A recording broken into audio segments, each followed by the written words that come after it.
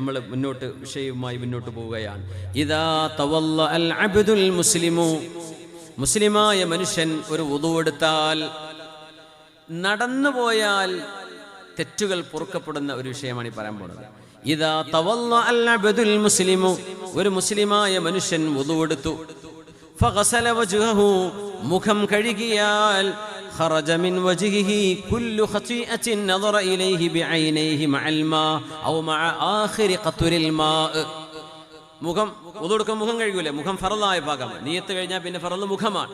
മുഖം കഴുകി കഴിഞ്ഞാൽ കണ്ണുകൊണ്ട്, ചുണ്ടുകൊണ്ട്, മൂക്കുകൊണ്ട്, നെറ്റികൊണ്ട് ഒക്കെ നമ്മൾ ചെയ്തു പോയ ചെറുദോഷങ്ങൾ ആ വെള്ളം ഇങ്ങനെ ഉറ്റുന്നതോടുകൂടെ ഇങ്ങനെ ഉറ്റുപോകുന്നതാണ്. യാ അല്ലാഹ്, ബോധം വേണം കേട്ടോ. ബോധമല്ലാണ്ട് ഒന്നെടുത്തിട്ട് കാര്യമില്ല.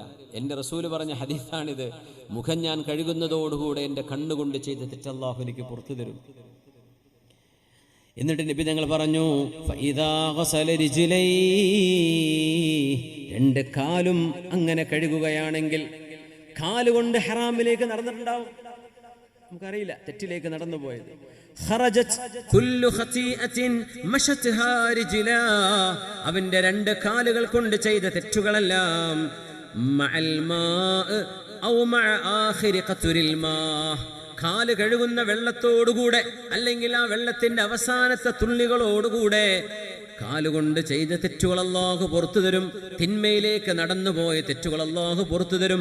ഹത്താ യഖ്റുജ നഖിയ്യം മിനദ്ദുനൂബ്, വുദു എടുത്ത് കഴിയുമ്പോഴേക്കും തെറ്റുകൾ പൊറുക്കപ്പെട്ടവരായിട്ടാണ് അവർ അല്ലാഹുവിന്റെ മുമ്പിലേക്ക് നിൽക്കുന്നത് എന്ന് അഷ്റഫുൽ ഖൽഖ് റസൂലുള്ളാഹി സ്വല്ലല്ലാഹു അലൈഹി വസല്ലം.